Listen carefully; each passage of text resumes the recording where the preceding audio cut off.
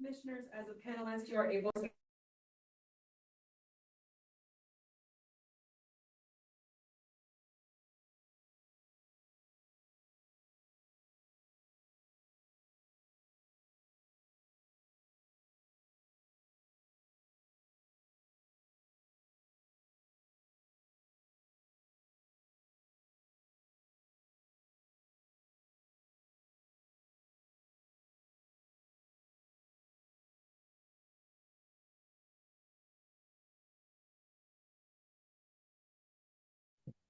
Sorry, I didn't want to interrupt you. But... No, I appreciate that. Yes. Okay.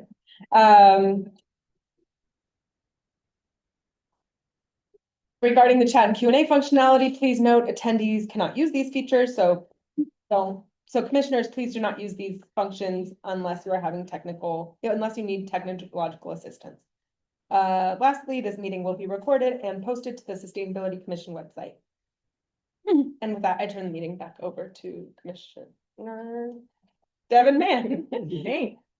I'm actually doing the land acknowledgement today, and I don't know if any of you had a chance to kind of look at the links that I put out there, but I somehow managed to bring biology to the land acknowledgement, and I'm very pleased with myself about that. But and it's also something that's very near and dear to my heart, which is sea otter reintroduction.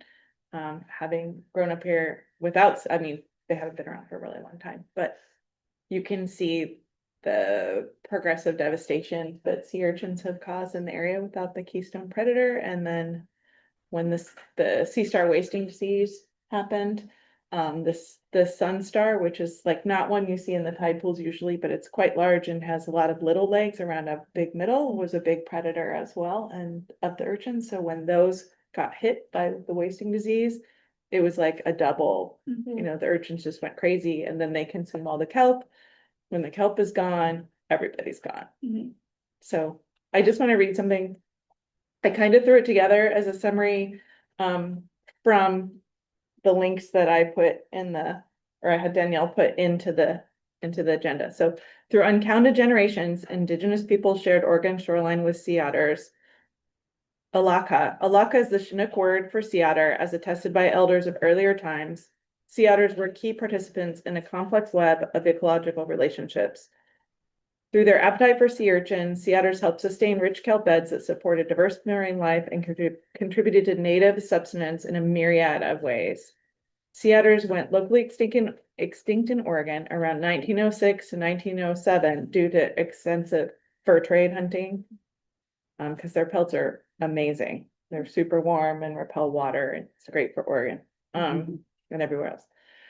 In January 2025, the Confederated Tribes of the Siletz received a $1.56 million grant to fund a sea otter reintroduction project called Bringing Exculpation, bear with me, Home, which is another indigenous name for sea otters. Say that again. You had to do that. No, I can. It's XVLHTVSH. Oh, wow. Yeah, I'll let you say it. It's a good one. Expultivish, yeah. So indigenous, and it's also called indigenous-led planning for sea otters return to the Oregon and Northern California coast. Other native collaborators include include the Confederated Tribes of the Coos, Lower Umpqua, and Siuslaw Indians, the Yurok tribe, the Tuolumne Nation, and collaboration also includes the Laka Alliance, which is something that's actually pretty prominent on the coast of Oregon, and also the Oregon Sea Grant. The project aims to restore sea otters to their keystone predator role, significantly reducing sea urchin numbers, thus in turn restoring the nutrient and habitat-rich kelp forests that once lined the Oregon shoreline in its entirety. So there's an article in there called The House of Otters, and it's really kind of lovely and has a lot of information about the history of Oregon Native people's relationships with sea otters. So it's very thoughtful if that interests you. You can also, if you're interested in learning more about the kelp ecosystem, there's the Oregon Kelp Alliance, or ORCA. And there's, like I mentioned, the Alaka Alliance website too has a lot of volunteering opportunities if that's something you want, from like just talking to people about sea otters and kelp forests in Oregon, or actually they also do hire divers, or not hire divers, but take volunteer divers. I think also the Oregon Kelp Alliance works with them for divers to go and do sea urchin collection projects and look at habitats, kinds of stuff. It's pretty amazing, and being really heavily led by Native peoples. So Very cool. neat. Can I add something? Sure. They have more hair per square inch than any other animal on earth. Is that right? Super dense. While we're on the topic of land acknowledgements, just a reminder that Courtney, you're next in January. And I was hoping we could get a few more months booked out. So does anyone want to volunteer for February, March, or April? Big February. Okay. March? Going on. Chris, okay. You had a good one last year, Chris. April? I can do another one. Yeah. Why not? Okay, cool. Thanks, everyone. Okay, so the next Thank you, item, actually, Danielle and Devin. You guys are making it easy for me while I'm remote here. Appreciate that. no worries. Review and approve a November agenda and October meeting minutes. Dan? My council, committee assignments were, I think, not quite right in the minutes. It seems that I thought that I volunteered for building and education and outreach, and I did not volunteer for the triple bottom line, and they were kind of. Oh, okay. Which ones did you want to be on? Education and buildings. Yeah. Okay. Jan pointed out that my name is spelled. I did not find that, but apparently my first name is spelled a couple different ways. So that needs to be amended. Please. Divan like a couch. Okay. I need to be added as a commissioner to the agenda. At the top? On the agenda for tonight's meeting. I noticed Right, you're not. name spelling, and then in the meeting minutes, my name also is inconsistently spelled, so it should be R-I-E. And that happens more in the second half of the minutes than the first. And then I had some questions about the use of italics. I had somebody ask me, they asked me why I said something, and I was like, I don't remember saying that. And so when I looked at the minutes, it was stated in italics after, and so then I looked at other places and italics isn't used, but it says like staff response. And so I wondered if there's a consistent sort of convention for that maybe. There Or could is be the more italics consistency. something else? Typically, the italics has been the response that was given, but if it's not consistent throughout the doc, then I agree that's a problem. Or maybe we note it in minutes. Yeah, you're moving right, though. forward. It probably would be better to write like staff responded rather than just assuming that people are gonna know what italics means, so. Yeah. Thanks for pointing that out. Do we want to, wait to approve these for next month or next meeting, or just go ahead and I'll integrate the changes? I would say it's fine to approve. I don't think with any of the it said. min- yeah. Okay. Yeah. Okay, cool. Okay, I make a motion to approve the meeting minutes as As amended. yeah. Yeah, Second. all in favor? Hi. Keep forgetting he's there. Okay, great. Public comment and commissioner response? No, Anybody? we didn't get any emails, right? No, well, no, there was the grant that came in, but that's That's we'll different. address later. There's no attendees. All righty, Okay, take it away, Danielle. yes, it's me. So give me a minute here. Put on a different hat. You get 4. Too many.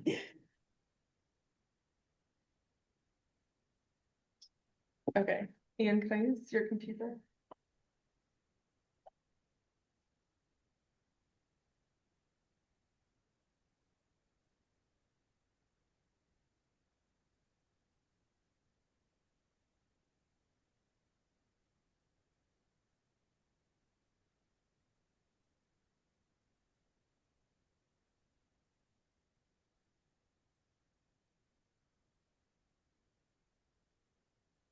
Okay. Hello. So, tonight I'm coming to you as, my role as a climate policy analyst, to talk to you about a new proposed policy that City Council has directed staff to explore. We've been doing a lot of engagement on this out in the community, as well as research with in other jurisdictions where this policy already exists. And tonight we're here to get your comments and questions about the policy. So before I dive into exactly what the policy is, I just want to set a little bit of context on why we're focusing on this issue. So a little bit of context on residential buildings in Eugene. They account for roughly 11% of our total greenhouse gas emissions. And within that, 79% of those residential emissions are from single-family detached homes. This is partly because 65% of homes in Eugene were built before 1990, which is when the building code established stronger standards for energy efficiency. And what this means is that a lot of homes in the area have poor insulation, inefficient heating systems, outdated appliances, and these are factors that tend to drive up energy costs, degrade indoor air quality, and just in general have inefficient energy use, which leads to increased greenhouse gas emissions. With 34% of households in Lane County considered energy burden, meaning that they struggle to pay their energy bills, these issues of energy efficiency also are disproportionately affecting lower income households. So making homes more energy efficient can help address these challenges by reducing energy costs, improving indoor air quality, and reducing greenhouse gas emissions. What we've heard through our engagement over the last few years is that many people don't know where to start, what to do, how to make their home more energy efficient. And many buyers are purchasing a home without knowing necessarily how much the home energy costs are going to be, how much the energy efficient, how much energy it uses, and what could be done to perhaps address that. So a home energy score is one tool that can help bridge that gap. A home energy score is a tool that was developed by the U.S. Department of Energy. It's a nationally standardized tool that's widely used in public policy to measure a home's energy efficiency, because it provides a consistent way for homeowners, buyers, and renters to understand a home's energy performance. In your packet, there were 2 different sample home energy score reports that were included, and I invite you to take a look at those if you haven't already. But basically the way it works is a licensed home energy assessor performs an evaluation of the home, and it costs about $150 for a 1,200 to 1,500 square foot home, and takes about an hour to complete. You can find a list of assessors that currently serve the Eugene area at this QR code. And basically during the visit, the assessor will collect information on over 50 different metrics and data points throughout the house related to the building envelope, insulation, heating and cooling systems, the volume of conditioned space in the home, windows, doors, water heater, and broadly major structural and mechanical systems that affect and impact energy usage. The report is designed to be a clear, visual, and easy to understand report. It contains a score on a scale of 1 to 10. This score is similar to a miles per gallon rating that tells you the fuel efficiency of a car. But instead it tells you the energy efficiency of a home. And the report also tells you details about the home. So, you know, those data points and metrics that it gives you, it tells you details about like what the mechanical systems are and the condition of those, the estimated energy use and estimated energy costs. And it also includes recommendations, so larger upgrades that could be made that could help boost the score, as well as low cost quick fixes, and also links to utility rebates that could help finance those upgrades. So here's a quick snapshot of a sample score. You can see this home scored a 3 with energy costs estimated at about $1,800. It also shows you what the score would be if you made those improvements and what your savings would be. Some of the recommended improvements for this home, which are typical in a lot of the other reports as well, include adding attic insulation, having the home professionally air sealed, installing a heat pump, or installing a heat pump water heater, and some other things. And many of these upgrades are eligible for EWEB or ETO funding through rebates, through utilities and other sources. So right now in Eugene, anyone can voluntarily choose to get home energy score. That QR code on the back is how you would call them up. They could come do the score on your home. So it's currently voluntary in Eugene. To date, with it being voluntary, we have not seen a lot of, we don't have evidence that a lot of people are getting these scores or taking advantage of that program. So the city of Eugene is considering ways to integrate home energy scores more holistically into the standard real estate transaction process. This is a policy that already is in place in many US cities, including 4 in Oregon, Milwaukee, Hillsborough, Bend, and Portland. And so under the proposed policy, the seller of a home would need to get a home energy score from a licensed assessor, add the report to the online listing, so like Zillow or Redfin, and then buyers could view the report as they're shopping around at prospective homes and use that tool to compare and learn about the energy information. So I want to spend a little bit of time talking about the goals and intended outcomes of this proposed policy. And a lot of this is based on our preliminary research of what has been observed in other cities that have this policy. So the first is the policy is meant to increase transparency by giving buyers clear, consistent information about a home's energy performance before they make, you know, a very large purchase. This helps them understand energy costs and energy features of that home and what it might need upfront.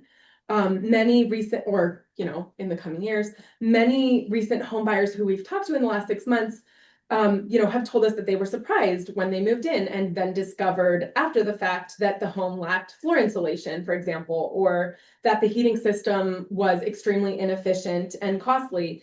And this is all information that a home energy score would have revealed. Because this is a standard tool, it also allows buyers to compare the energy performance of different homes. The second intended outcome is to encourage energy saving upgrades. And we are seeing this outcome reflected in cities that have had this policy for quite some time. We know that people are more likely to make upgrades when they have information and education about what the home needs. Some of the preliminary research and even our local data shows that homeowners with a home energy score are 8 to 23% more likely to make a significant upgrade. So being a heat pump or insulation, or, you know, a heat pump water heater, as well as other, you know, less large upgrades.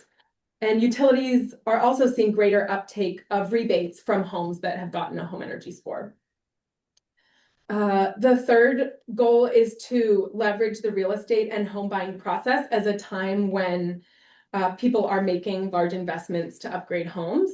So we've heard from talking to real estate experts that sellers and buyers tend to prioritize cosmetic upgrades But by providing better education on energy efficiency at this crucial moment, as well as building in a disclosure system that provides market value for those upgrades, could lead people to consider making energy efficiency upgrades as well. And the score really provides that roadmap for taking that next step of going to talk to contractors, getting bids, talking to the utility about financing. And finally, there's a huge equity benefit with this policy because this can help reduce energy burden. So in our engagement, again, we've heard stories of people being caught by surprise at the cost of their energy bills, or even people going without heat because they might not be able to afford the bill.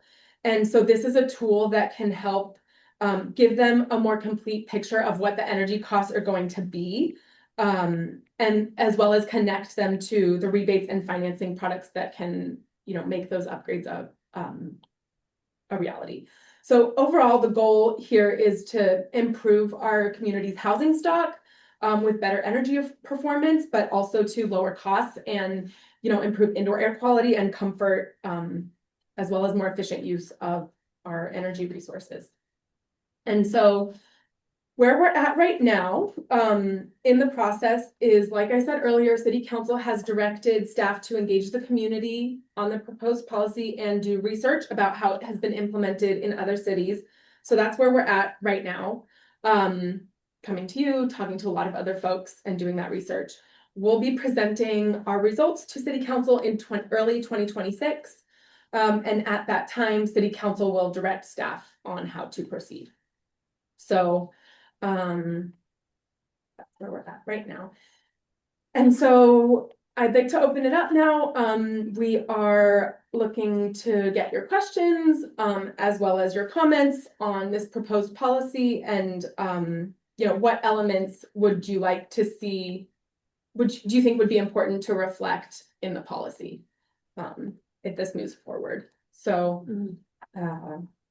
that's about it. And I'd like to just open it up for questions and comments. Stop sharing. I'm writing a note, Jan, I think or I didn't see who went first. Go ahead, John. Is there a way to have a small assessment of how this moves the needle on CAP 2.0? There is. And then add that to the, the goals and intended. That's a good. Yeah, is that a comment or a question? Would you say that again? I didn't hear you though. How is there a way to kind of get an assessment of whether how it moves us towards the CAP 2.0 goals, and put that into this sixth slide that's called goals and intended outcomes? Just a thought. Councilor Krasinski.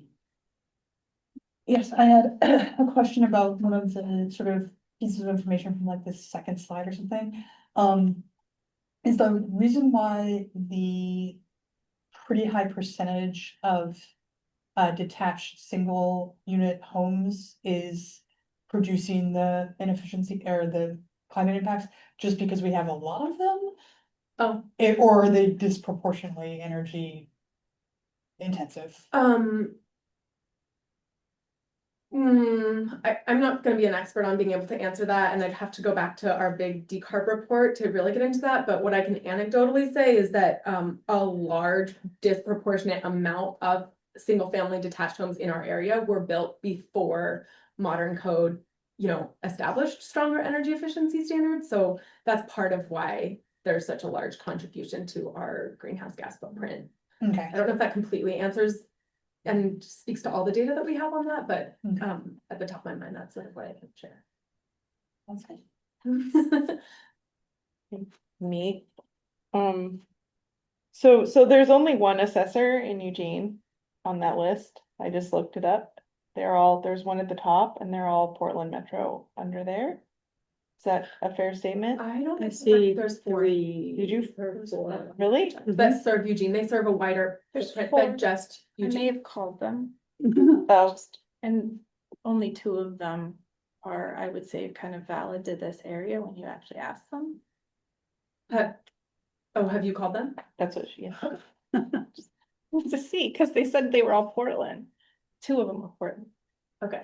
Right, that was what it went, just in my cursory glance, it looked like there's one main Eugene person and then everybody else is mostly Yeah. north. And then maybe it fits in. So my concern, especially, I mean, even with that, even with 4, Mhm. is if this becomes a part of what you need to do to buy or sell a home, where are these people gonna come from? Mhm. I mean, I would imagine, one thing to consider is, does this become part of the home assessment or the home inspection process? Do home inspectors, who there are a million of, Mhm. get to go get certified and then raise their rates even higher than they already charge now for home inspection? It seems to fit completely in with a lot of the home inspections that I personally have been part of or had done, like looking at your furnace, looking at, all these different things and giving you an idea of the longevity of those things. Throwing in how efficient it is seems like lockstep. So maybe that's a route to get more assessors, is through home inspection companies. Mhm. I mean, I could speak to Bend, which is the most recent city that's done this, Mhm. and they had nothing when they created that policy, and basically an ecosystem of assessors was developed. Just went, And they work with Earth Advantage to also help train people, get them in place, and so they actually almost became oversaturated with assessors. I don't think that's gonna be the challenge. okay, I think that like, if the market exists, the assessors will be here to come do that, and so there is actually a small workforce component to this, and that there will be new workforce developed to fill this particular need, and Bend is probably the best example because they were remote enough from Portland that they weren't seeing a lot of assessors from there. They were actually getting assessors establishing shop in Bend that actually serve that. and then I have they're all kind of related, they're just in this, so the intent is for the buyer to incur the cost, or the seller to incur the costs, not the buyer. Yeah, the intent is the seller would pay for this, before the home gets listed. Prior to Then listing. potentially, yeah. That's And then hassle. what I don't fully understand is how it benefits energy burden renters. This policy does not address really. renters. Okay, this is just energy, so that 54% was, is that what you said? The Or 34% of energy Oh, burden. 34, sorry. Yeah. Are homeowners. Not exactly. That's 34% of households in Lane County. are So it energy isn't burdened. single family homes, it's everybody. No, I mean, yeah, there's sort of some conflated statistics there. The 34% of households in Lane County are energy burdened, not necessarily just 34% of owner occupied homes. Okay. Okay. I was just But trying yeah, to and get this my head policy- around that. this and policy the energy does burden not, part. Target renters, which we know do tend to be more energy burdened. That's what, So yeah, that is where a I was concern that getting we at. have heard, Yeah. which I think is a, true. So I concern think with my this comment policy. on that then would be that you've clarified that is, I think city council, I would recommend to take a look at who the most energy burdened people Mhm. are. And how can this benefit them? Mhm. Thanks. Lily, Oh, did you? I was gonna ask something similar to what you, to your second Okay. question. It's over think there, over Alexi there. might have Is been you, Alexi. Emily, oh, Alexi? Yeah. Let's do Alexi. Sure, thank you. So this is an exciting policy, and I've watched similar policies roll out in other places, notably Portland, where I live in Eugene, obviously, but I've been paying attention to Portland and used to live in Portland. Was there when it rolled out, and I saw kind of an interesting shift or evolution where some of the opposed parties, especially in the real estate industry, had the perspective that this was just going to be one more thing that was going to get in the way of home sales. And then over time, from what I have seen anecdotally, talking to folks active in the Portland real estate and energy efficiency worlds, it seems like folks have kind of come around to actually maybe this is a helpful tool sometimes some homes are inefficient and it makes it harder to sell because it's inefficient, and now someone knows about that. Some homes are highly efficient and it makes it easier to sell because it's a gold star, making that home more attractive. But I expect that a similar dynamic is likely to play out here in Eugene, where the folks in the real estate world that have this new thing to deal with are not going to want to deal with it. And I'm assuming that you've heard something like that in your outreach, Danielle, and wondering if you're also hearing from folks that are active in both markets or have seen these policies roll out, if my anecdotal experience talking to people who've seen it over years in Portland has borne out in conversations you've had. Yeah, that's a good question. We have been talking to local realtors. We had a meeting with them a couple weeks ago, and we are still synthesizing their comments. There were a number of concerns that they raised. So we're working on summarizing that, and addressing some of it is there was a wide range of concerns. And so we're also talking to realtors in Portland to understand how the policy is going there. Who I've talked to, one in particular who I talked to in Portland had expressed that he had similar concerns when the policy was rolled out, but a lot of those have not necessarily manifested in the way that he was expecting them to. But at the same time, I'm hesitant to make a large statement right now about the position of the realtors locally, as well as the research that we are doing, because we're still in the middle of sorting out and summarizing and doing that research. So, but anecdotally, that's a little bit what I can share. Yeah, so anecdotally lines up with what I've seen anecdotally, because I also have not done a research project about this. Thanks. Emily? I'm curious, like, have there been rolled out approaches to this type of policy where you might where other cities might have required it of like certain segments of the inventory, like the more high priority ones, like the homes that are built before 1990? If that might be something that like any other municipality has looked at. And then I'm also curious, just like, how do you address the inventory that just sits, that isn't being sold, if the goal is to just encourage these types of updates, right? Like, I don't know if that makes sense, but there's plenty of homes and potentially those people who are disproportionately energy burdened that aren't moving, right? And I know that it can't get at them immediately because they're not moving, and there might be a lot of economic reasons why. So how can it create access potentially to getting the information if they're not selling their home? Those are good questions. I feel like they're kind of interconnected.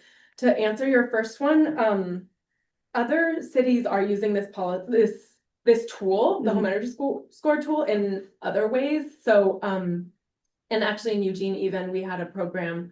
Well, it was Beyond Toxics program. We were sort of a sub partner where they were using the home energy score to identify like which priority homes how could incentives be prioritized towards homes that had the lowest scores.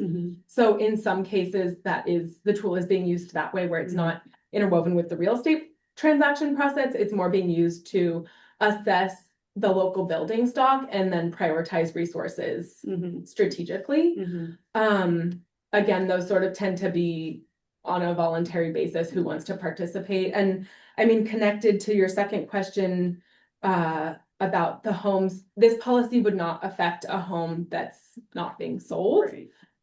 But those households could still get a home energy score voluntarily. But they cost money. So right. yeah. Well, so yeah, It's true, and we are looking at ways that this program could be subsidized for like low-income Mhm. buyer, or low-income sellers or like low-income households. We did have a program in partnership with U of O Mhm. where where U of O was training students and they were partnering with eWeb and doing scores for free for renters and Mhm. low-income homeowners. I think I And- got one actually, yeah. Oh, cool. Yeah. And that wasn't Whatever. necessarily tied Yeah. to the home selling process, you know, Yeah. someone could voluntarily Mhm. take advantage of that program and it was free to them, so. Unfortunately, that program has been put on pause with Yeah.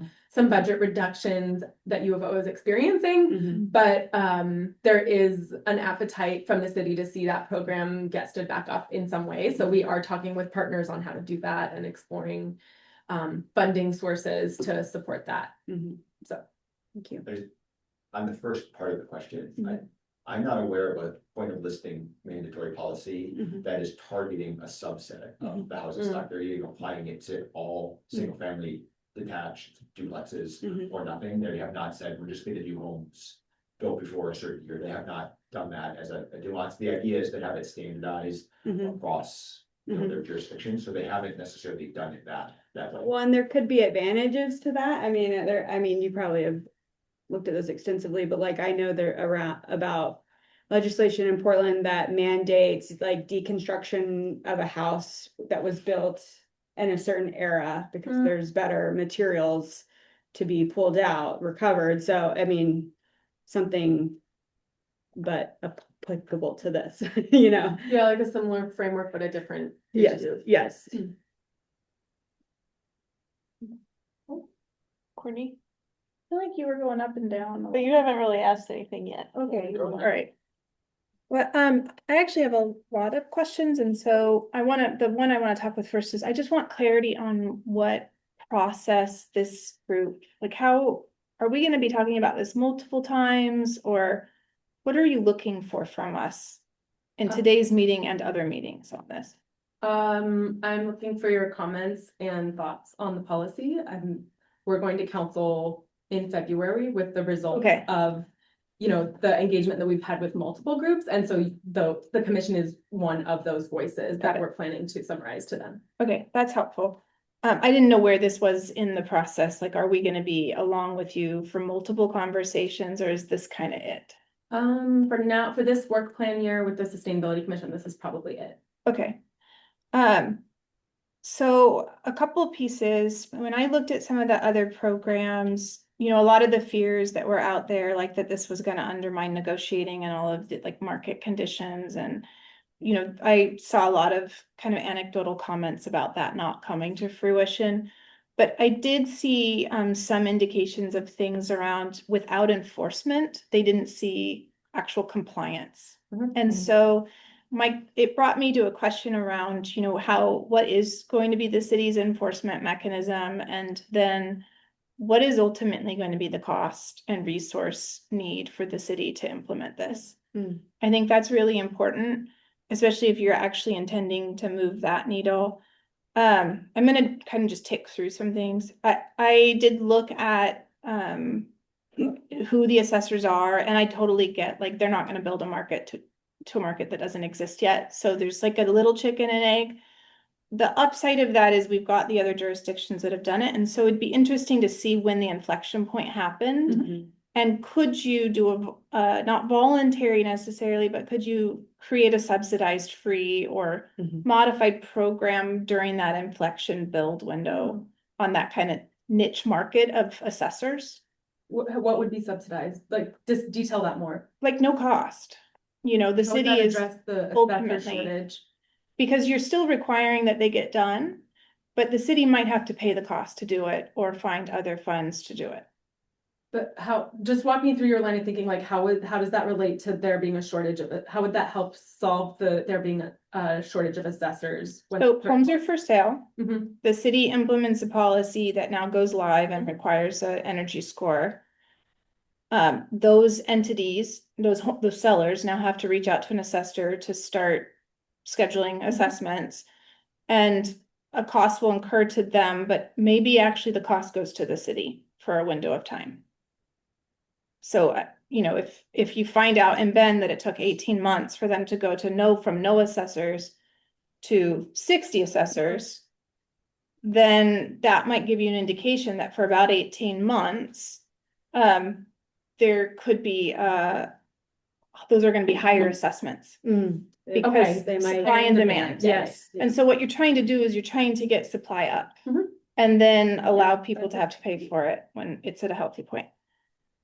I also noticed that only 2 of all of the assessors in all of Oregon, and none of them are in Lane County, noted as being bilingual. Mhm. And so I think that that's gonna be an issue that leads to my next one, which is that in our region, almost 50% of our population is asset limited, income constrained, and almost 50%, 40% are renters. And so what it tells you about our population is we don't want to, from an equity standpoint, it'd be good to understand how we might be impacting those sellers who might be asset limited or income constrained in a market where now, are they disproportionately the owners of these low energy, these homes that might score the lowest? And so then they get into a buying and selling interaction, and they may not have the money to make the improvement that the buyer wants. And so they're gonna possibly take a reduction that is not in their best interest from a. So I think understanding or whatever policy, being mindful of not accidentally creating an imbalance in underrepresented neighborhoods.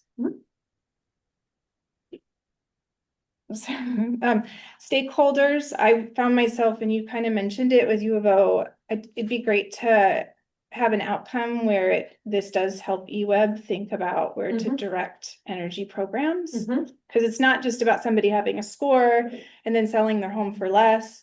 What you want is you want the buyer to actually do the improvement. Yeah, So we're ready talking to you. okay, Yeah. yeah, making sure that that was going on. Sorry.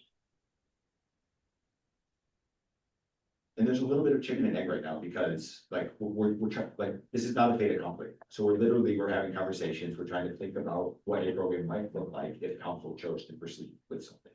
And so we're trying not to get too far ahead of where this is. So I think a lot of the questions you raised are things we've been thinking about, but haven't necessarily thought about what that might look like in a program yet, because we're not at that point in the process. Well, and to piggyback, like our research is also, I mean, you nailed like 5 things here that are in our scope of contract with the research that we're doing. Like with enforcement, enforcement looks a little bit different in the 4 different cities that have this policy already. And so we're doing research like, where is enforcement the best? What would be the best practice for us to include? I mean, subsidized free program, like we know that's going to be necessary. So what are those 4 different cities doing? Like what funding sources are they using?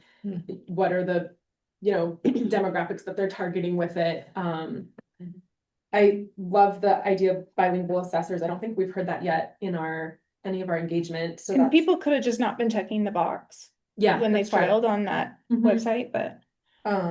And like downward pressure on low scoring homes, like that's something we've heard again, that there's again and again, there's a fear that low scoring homes will be stigmatized or they will, have to sell for less because, there's that low score. But so that's part of our research too. Like, is that manifesting? Yeah. And when a lot of I those think questions we about just don't know when I yet. think about this commission, sustainability for me, the reason why I bring up Alice, the asset limited levels, is because a healthy, sustainable community is a community that can afford to buy their homes and they can kind of develop generational wealth. And so just making sure that we're my perspective on a program like this is that we shouldn't be trading one for the other, and that we should be very aware of how home ownership and ability to be mobile in home ownership types here plays into energy efficiency and that stigmatizing of starter homes or older homes or. So I know, and I just want to make sure I understand that concern. So are you concerned that this policy could make it harder for home ownership, or how, like, just spell it out for me a little more, like, what is this? So that example of a seller who may be unable to afford taking essentially the price cut that they need to take to sell the home, is sort of that example where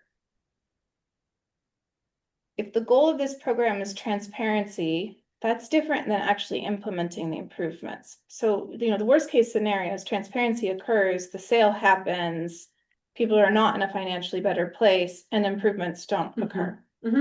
And so I think it's just making sure we're being really thoughtful that creating transparency and a bargaining data point is not the same as actually getting the weatherization work done. But it may have impacted an economic transaction. Yeah. Yeah. Can I comment just on that a little bit, like, You're the quasi judge? like, Ex officio. I can imagine a scenario, if makes it more clear, like where, I mean, somebody was able to afford a home that wasn't in great shape, but also not able to afford to fix it up or repair it in really any appreciable way, not like the house I grew up in. And it was just minor, it was just living in the home. And this home, I mean, in a hypothetical world, could be refinanced at some point. The mortgage could be quite high. And you could have a situation where, oh, you get this low score, and the amount you reduce actually puts you underwater with your loan. So what do you do? Then you can't sell. I mean, you are stuck in the home and you can't appreciate wealth. And I see this as a very, very real scenario. That then you could say, okay, then there's me. I get a low score. I'll fix the house. I got money in my pocket. So that creates a level of inequity because there's the people that can afford to get this stuff done as well and then sell their house, and I build more and more and more wealth, and you're gonna create a gap. Yeah. That's No, I think you both raised really great points, and I think that's like a key question that we're trying to understand from our research is like, what are the impacts that we're seeing on sale prices and home values and homeownership ability to afford that, and so. Just with that, I think it's a great policy. I think part of what we can struggle with sometimes is unintended consequences, right? So going with what you're saying, I could be the person that doesn't have a lot of equity in my home, loans close to that. I pay for the score, so that comes out of my pocket.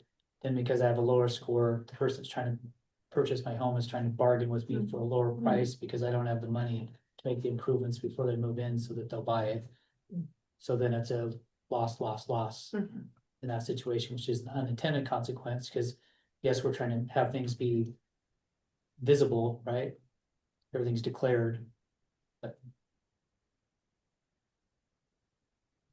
yeah. Our apartment buildings, they're not apartments, just single family detached. Single family detached, the tool can also be used for townhomes and duplexes and triplexes. I don't think condos, because the No. ownership structure is a little Ownership different, it would is be a, different. But townhouses have their own property. yeah. Yeah, so the cities in Oregon have the single family detached duplexes, it's, sometimes it's side by side or, over under. Beyond that, they typically don't include those in their policies. And then like manufactured housing and certain other things are usually exempt from those policies. Okay. Yeah. And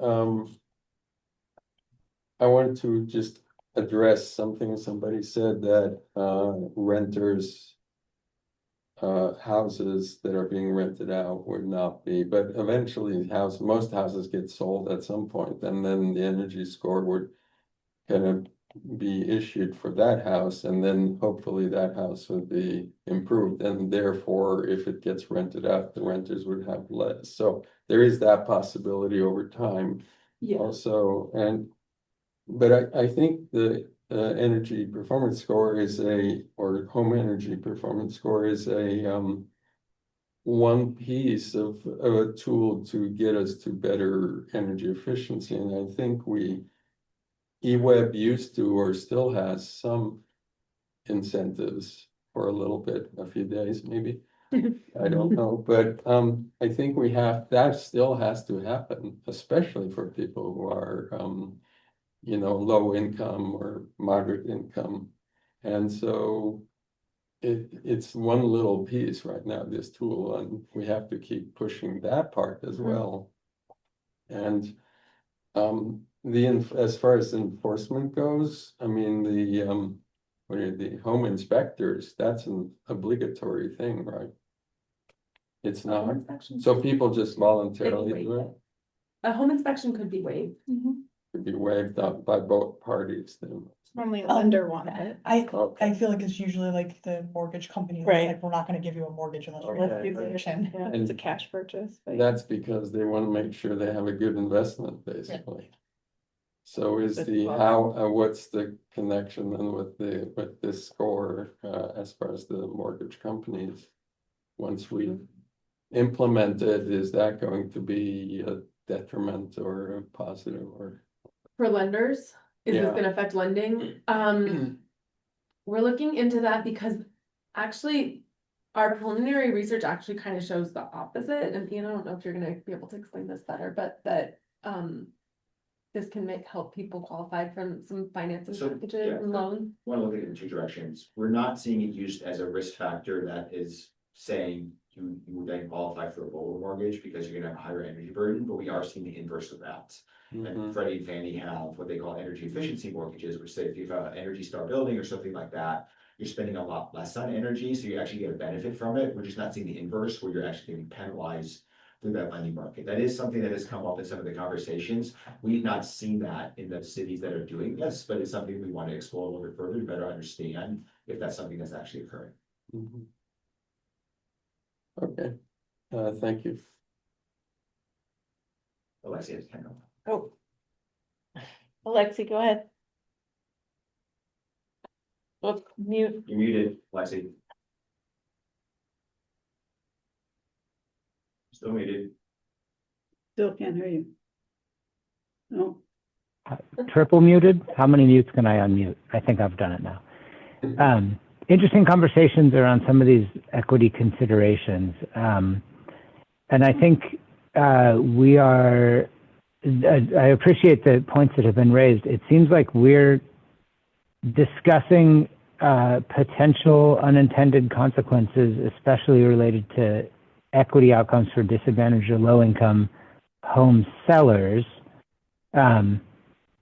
which is a relevant consideration. I think it's entirely possible that the larger equity impact of a policy like this comes from reduced energy burden for home buyers that may come about as a result of either the seller making improvements or the buyer being aware of improvements so that like, oh, this thing's on my radar, that can come about from the disclosure. So I recognize the discussion of equity considerations and the awareness to be careful of unintended consequences. Generally, any policy that applies, across an entire jurisdiction like Eugene is going to have some positive and some negative benefits. And the game in policy is to try to make sure that the good outweighs the bad, and it's all that you're mitigating those negative impacts where possible. So I just want to make sure that we're aware of that we're considering equitable benefits, since presumably a lot of the folks buying the lowest priced homes that may have disclosures are also themselves not unlikely to be low income, right? I can barely afford this place. Great. Now you know that this thing's there. So that's a consideration. And speaking of, I think Danielle, would be relevant to check and see if Eugene is expecting to pursue some kind of grant funding to cover the cost of ratings for low-income home sellers, and to see if maybe EWEB would be interested in supporting low-income ratepayers to help offset rating costs, or teaming up with that U of O team to do that, right? Kind of like they have been doing home energy audits for low-income homeowners or occupants. And then I think it's a really great opportunity to tie in programs that can assign funds for weatherization or other home improvements, especially for low-income home owners, home sellers, home buyers. That's just a thought there. You don't have to respond. I'm just flagging it. It's just like the idea here is to interact with the real estate process at a time when people are doing things. It's also a good time to interact with programs, be they Energy Trust of Oregon for natural gas or EWEB for electricity. One other thing that occurs to me, there are a couple of places in the country, Alliant Energy in Iowa and Wisconsin, for example, where the utility has set up a system by which you can enter in your address and you can get predicted average energy bills based on anonymized past usage for any particular address across the entire utility. It'd be really cool if EWEB were interested in doing something kind of like that, because that would help renters assess the energy burden of a place that they might move into, so that you can actually evaluate the whole cost, right? It's $1,500 a month rent, but how much energy? Who knows? It could be $100 or it could be $400 a month in the winter, right? Like that's a very good question. And it's really hard to say for a lot of folks. So I think that sounds a little bit like a step 2 of a policy like this, that we start with a home energy score. It applies to the low-hanging fruit of single-family detached and townhomes, and then eventually we're able to move toward predicting energy costs and therefore energy burden for renters as well. A couple thoughts. I think we have time for one more. Emily? I just am curious, like how long the other programs have been in place and what percentage of their inventory is scored. Yeah. Bend was 2023. Yeah, Portland's been 10 years. Bend is the most recent. I'm not sure about Hillsborough and Milwaukee. Hillsborough is about 7 years, Milwaukee's about 5, I think. I think a number I saw was like 11%, like it still was kind of low, and they noted enforcement issues, but you're also only scoring mandatorily at sale points. So you're not. It was at 11% of total homes sold, or 11% of volume. of all, so. So it's a slow burn. Right. Yep. Rates were lower. Yeah, maybe it would happen faster. Yeah, okay, thank you. All right, Okay, well, thank thank you. you. You had a big day today. Double header. I know. And I just want to follow up on one thing that Jan, you had said on the multifamily residential. There is a state law, the Building Performance Standard Law, which currently applies to commercial buildings. Residential buildings that are commercial do not currently apply to the standard, but they are actually benchmarking their energy use. And the state could take action on that at some point in the future. I think the idea is to understand the energy profiles of those buildings across the state. And then at some point in the future, I don't know when, I could see the state possibly doing something to actually take action on that. So I think that's kind of in the pipeline, but it's probably gonna be handled at the state level. All right, Okay, thanks. thank you. Thank you. All right, next Thank you. up, the grant request from Fossil for Eugene. And we have an action item to vote to approve. So Meredith is here from Fossil for Eugene. Hi Meredith, I'm moving you over as a panelist. And I'll just quickly introduce Meredith. So we got a request, I believe it was last week, from Fossil for Eugene for a grant from the Sustainability Commission. And Meredith is here from Fossil for Eugene to, I'll turn it over to you, Meredith, for about a minute or so to just sort of explain what the grant request was for, and then we can have time after that for a couple questions. And then if the commission would like to take action to approve it, they can do that. Great. Thank you so much for having me, and thank you for the opportunity to speak with you all about our upcoming winter weatherization workshops. These workshops are part of our Just Transition series, which focus on providing skills, materials, and resources to help lower-income folks, both homeowners and renters, with what they need to save costs and reduce energy use by cutting energy waste in their homes. We have grant funding already for 2 workshops in January. We have partner support from Springfield Eugene Tenants Association, Beyond Toxics, the City of Eugene, and Homes for Good. And we are seeking additional funding from the Sustainability Commission so that we can provide more materials to participants and increase the number of folks who are able to participate. And if you have any questions, I am happy to answer those.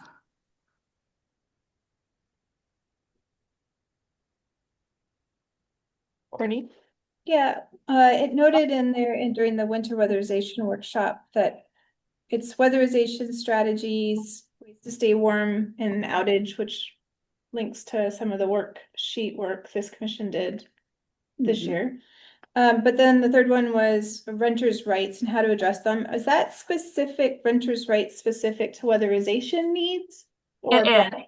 Yes. Yeah. So we would connect them with resources to provide, further rights beyond those. But the focus of that portion of the workshop would be on what landlords are required to provide as far as a heating source and windows that actually close and all of those sorts of things. And if someone's landlord is not providing that, what steps they can take.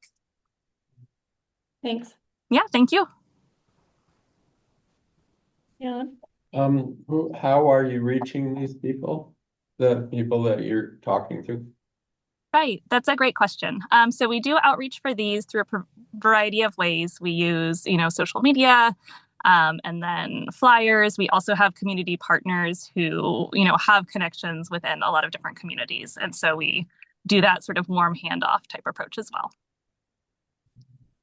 And then do they meet you, or what's the communication process? Mm-hmm. We have a registration process, and so they're able to register online, or if that's not an option for folks, we provide alternatives as well for that, so that we can make sure that we're reaching as many people as possible. And so we do, just because of space and the incentives that we're able to provide and the materials provide, we do have to cap them. And so that's why this additional funding would be helpful, so that we can include more people in those. And then one more question. Yeah. Does anybody go to their homes? We don't know as part of that, no. So the materials that you give them, like the snakes and all that, that's just based on what they tell you, right? It is, correct. Yeah. And so one of the things that we provide is information for how to find those spots within their home where they're losing energy. And so there's, really low-tech ways that people can do that with candles or incense. And so we want to give them the tools to identify what those spots are, and then help them strategize how to fill them. And so in that registration process, we ask them to, take a look around their homes if there's areas that they already notice are problematic. And then if they also can let us know the size of their windows, then we're able to provide them with, materials that fit those. Thank you. Yeah. And so if this is for one workshop or this would be for 2 workshops. Workshops, okay. And Fossil Free Eugene has done these in the past, it sounds like. We have, that's correct, yeah. We've been doing them for several years. And then the other workshops that correspond with these are the Beat the Heat workshops in the summer, which focus on keeping the air quality in their home reasonable during, smoke events and things like that, and keeping the temperature down when we have big heat waves.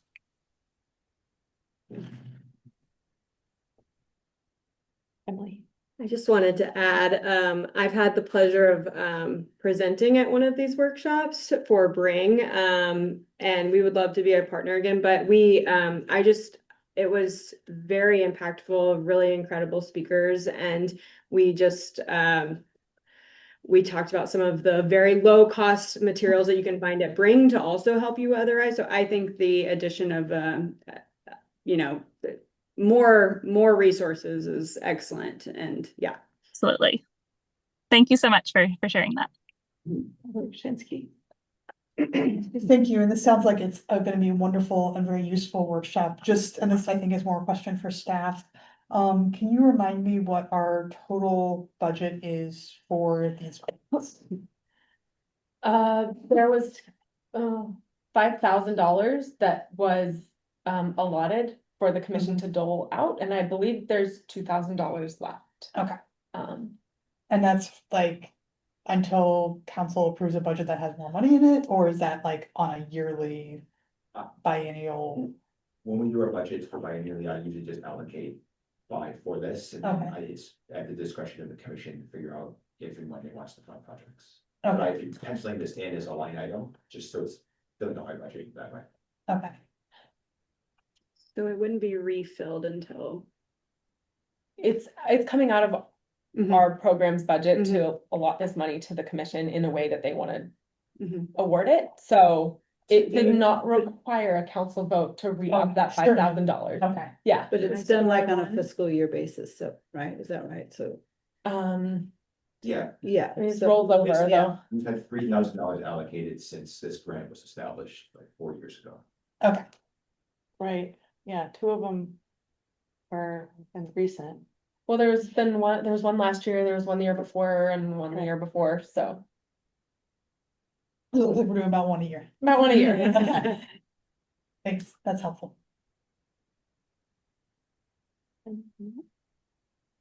All right, The other thing I add to this is that the city presented at one of the more recent ones, and they did a great job. It was for monolingual Spanish only speakers, and so they did a really good job of really real time, like I don't know how she did it, but real time translation of really technical information. And it was really fantastic to kind of see sort of that audience get this information in a way that they don't normally get. Jan? I'd like to make the motion to approve the grant. I will second that. Second. All in favor? Third. All right then. There you go. Great, Thank you. thank you, Meredith. I'll coordinate with you to get the funds transferred. And we can- Wonderful. Thank you all so much. We really appreciate it. Thank you. Thank you. Thank you. All righty. What? Oh, I'm waiting. Oh. Like, I'll waving in my face. Okay, council, staff and commissioner updates. I guess I just try. Council? Okay, so a lot of what council has been working on and will be working on over the next month or two has been city manager recruitment. Because our city manager is retiring in like Days. less than a month. And so our expectation there is we are gonna have an interim city manager, that's gonna be Matt, who the mayor has already sort of said that this is who I'm gonna appoint to be the interim city manager. We are doing first round interviews for city manager in early December. We're doing second round interviews in early January. The first round interviews will be, I guess, executive session so that we don't put someone's job at risk, before they are far enough along in the process to feel comfortable being public that they've applied to another job. But then later rounds will have more opportunity for the community to meet candidates and have an opportunity to engage in that way. We are also having some conversations upcoming and in the past about fire governance. And how we want to improve the governance structure for our fire departments. And then some of the more things that are more connected to the sustainability work is we had an amazing presentation just today on the Sustainability Commission and its work. And so thank you both, I guess, Alexi and Danielle for that. That was really helpful. And then we also are doing a lot of conversations surrounding urban growth strategies and housing, which I know has a strong nexus with a lot of the climate work. And so in particular, we most recently we're gonna be having a lot of things coming up in 2016, and we got sort of a high level summary looking at incentives for housing and other changes in code strategies we're gonna be using to help encourage compact and sustainable housing in our community. Let me just make a quick, she was referring to Matt as Matt Rodriguez, who's the current assistant city manager, in case there are anyone in this room that doesn't know that. One of two. I'll just quickly note that we got approval today for our FY26 work plan on this commission. Off we go. And the 3 committees. Go ahead, Jan. Yeah, you said, you mentioned code changes. Are those city code or? So they're gonna be sort of staggered, coming out with a series of packages of zoning code changes. So, And, you know, they're gonna address different topics. So for example, we have a particular special zone that's like the Royal Avenue nodal zone, which is apparently was intended to promote compact development and instead promoted no development whatsoever. And so, you know, looking at some places in our code where maybe what was in there hasn't produced the results we intended and updating that. mhm, okay, thank you. Related to what you were mentioning about the city manager recruitment process, we were all invited to attend one of the virtual sessions with the recruiter, not auditor. And I did do that. It was interesting. It wasn't super well attended, but it was interesting, and to have some conversation with that. There were some neighborhood association people there and a few others. I just expressed that I felt that it was important that the city manager, the successful city manager, be well educated and versed on sustainability issues and be an advocate for helping us meet our goals, and hope that they will find ways. I think it's also an interesting opportunity that the eWeb manager is being hired at the same time, and hopefully there can be a real strong partnership between the city and eWeb to do that.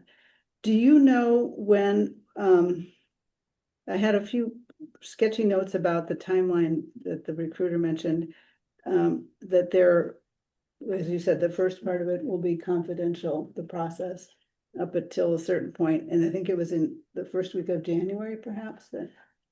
So what I have, my understanding now is that there are a number of different, that they are planning on bringing the final round candidates out into Eugene. So they'll be coming here, so that they can see Eugene and Eugene can see them. And that is scheduled, I think, the week of January 12th. I don't have the full detailed schedule of like everything that's gonna happen in that. And then it will be sometime after that where before like we would have decisions, and because we have to do background checks and things like that before. The questions that I've received have to do with what would be the time between when the public knows who the candidates under consideration are at whatever number of people that is, and when the decision is made, or when there's opportunity to comment, so that they would be able to research who the candidates are. I don't have that level of detail in the timeline. Well, just put it out there then that there's interest in that when that can be made knowledge, that's public. All right. Our best weather. What? Yeah. We have our best weather. Oh, yeah. Right. It'll be beautiful. Yeah. They'll all drop out. I don't have a whole lot of updates. I'm still figuring out, well, just a reminder, there's no commission meeting in December. So the next meeting is in January. I'm still figuring out who the presenter will be. It will likely be Urban Forestry coming to talk about street tree projects, but I'm still like, it's not totally locked down yet. So that's about it from me. Oh, that's wrong. Well, Will you send an email out and when you find out Yes, who the I presenter will. is? I will This- send an email. Distinctly not the It's home not- energy it's not- unit, just so you know, it says that on the agenda. Did that? I was gonna say, we didn't upload that.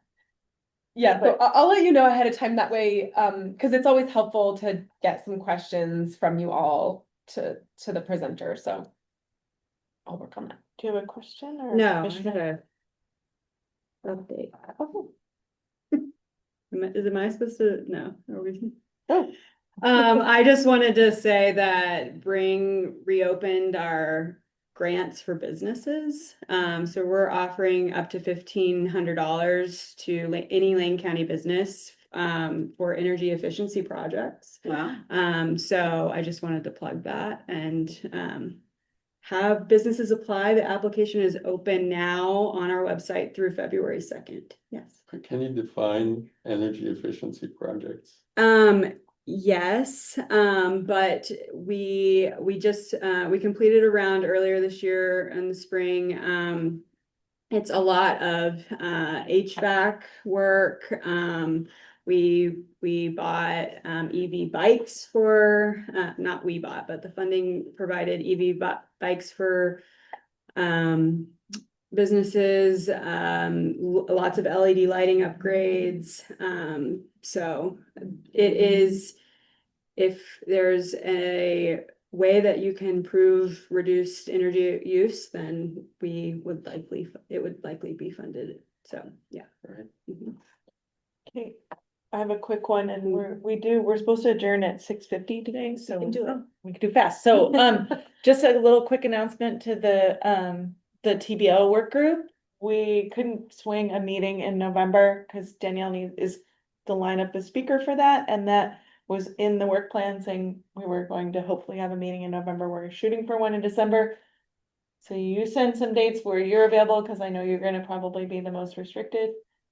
So I'd like to try to get one in December before we go into the new year. It doesn't have to be long, but just maybe a little bit of housekeeping, and then with a guest speaker, if you can swing it.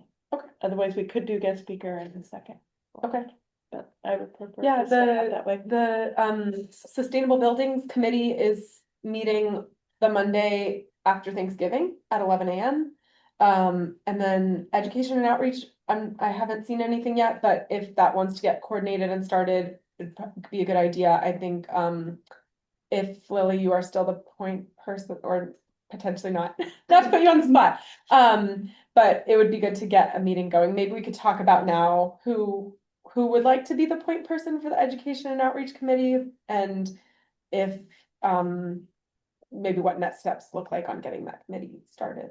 So it doesn't have to be you. I just looked at you because you wrote the proposal. And if you're the point person to get it going, that doesn't necessarily mean that you have to be chair. Right, I mean, I can do that, like, it's just Okay. coordinating like a meeting time, right? Yeah. So. Yeah, it's sending out an email to the group. And I can let you know who had already committed to that group, and then finding a time. And it's helpful if it can be like, it's the second Monday of every Right, month, yeah. or it's like a regular time, so that there's not scheduling that needs to happen every month. Yeah, so real quick, so I serve as a commissioner on a state private forest accord mitigation advisory committee, so we do habitat work, specifically uplift for in-water species. And so we do have a grant program that has just opened, and it funds rather robustly some of that work that can be done that shows that uplift occurring. The parameters are pretty wide, so you would go, and I say it because if folks watch this meeting, you'd go to the ODF&W website to find the PFA mitigation grant to look for it. I do find myself advocating often on this committee that we look at suburban rural interface places, because water does flow across those settings. And so we have seen some communities apply for these grants in places that don't always feel typical for a forest setting, because communities sit at the base of forests. So PFA mitigation grant, ODF&W website. Open now. Thanks. All right, look, we're like right on time. I get so much satisfaction from that. Great. Meeting adjourned. Great. It's the first agenda in a long time, no motion to extend. It's the one time I